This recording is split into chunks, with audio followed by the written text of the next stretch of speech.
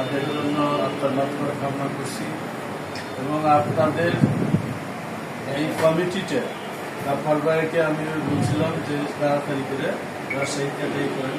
মুক্তার ভাই চেষ্টায় আপনাদের সাথে লিয়াজ করে সম্মানিত আমাকে ভালোবেসে আজকে যে কমিটিটা করেছেন এই কমিটিটা শুধু নামপ্রস্ত করলে হবে, এটা কর্মচারীদের কল্যাণের জন্য কাজ করবেন, কর্মচারীর সাথে সম্পর্ক রাখবেন, প্রত্যেকটি অফিসে কর্মচারীদের খোঁজখবর নেবেন, কে কি অবস্থায় আছে, সংগঠনে ঘরে বসবেন, মানুষের সেবা দেওয়ার চেষ্টা করবেন। আমরা সেবক, আমরা জনগণের সেবক, আমরা জনগণের সেবাটা ঠিক মতো দিব।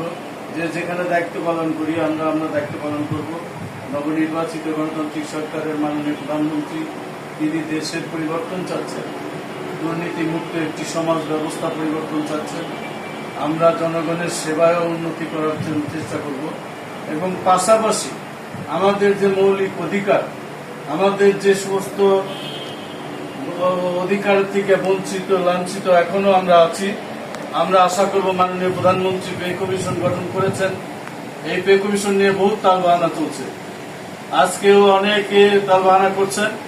আমি প্রধানমন্ত্রীর দৃষ্টি আকর্ষণ করে বলবো 22 লক্ষ কর্মচারীরা যেমনি শহীদ মিনারে দাঁড়িয়ে আমরা ঘোষণা করেছিলাম আপনাকে ভোট দিয়ে নির্বাচিত করেছি, আমরা 22 লক্ষ কর্মচারী আশা করব আপনার নেতৃত্বে অবিলম্বে আমাদের প্রজ্ঞাপন আমাদের হাতে পৌঁছাই দেওয়ার জন্য চেষ্টা করবেন এবং আমরা আর কালক্ষেপণ করব না, কারণ সংগঠন আমাদের অধিকার।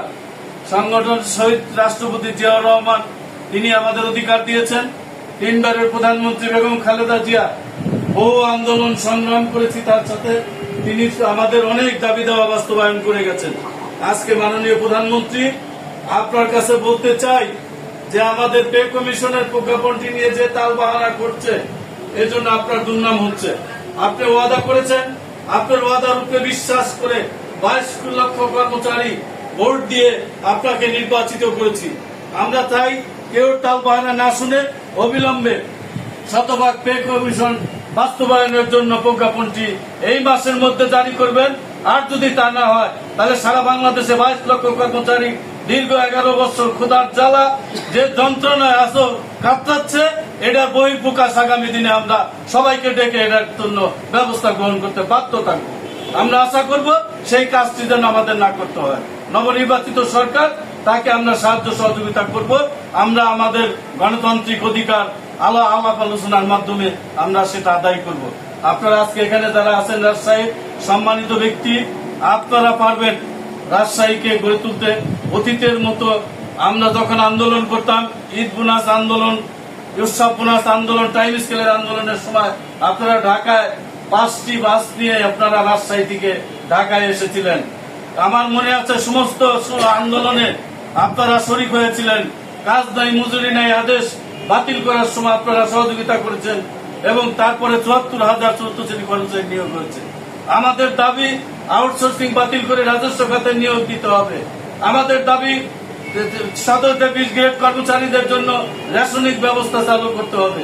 আমাদের দাবি আছে পোশাক ভাতা আমাদের বেতনের সাথে প্রদান করতে হবে। আমাদের দাবি ব্লক পোস্ট বাতিল করতে হবে, পদ উন্নতির সিস্টেম চালু করতে হবে। এই দাবিগুলো নিয়ে আমরা আলাপ আলোচনা করব সরকারের সাথে।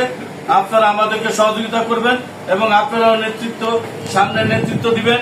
আপনাদের পাশে আপনাদের জেলার কর্মচারীরা ঐক্যবদ্ধ থাকবে, সবাইকে ঐক্যবদ্ধ রাখবেন।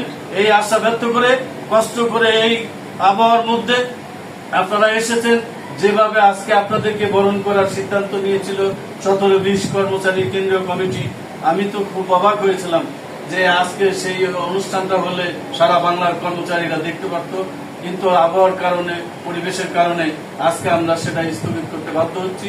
আমরা যারা উপস্থিত আছি আমরা আপনাদেরকে মন প্রাণ থেকে আন্তরিকভাবে অভিনন্দন জানাচ্ছি এই কষ্টের জন্য এবং এই সংগঠনটা ধরে রাখার জন্য আপনাদের অবদান আমরা সারা জীবন মনে রাখবো এবং আমাদের জন্য দোয়া রাখবেন।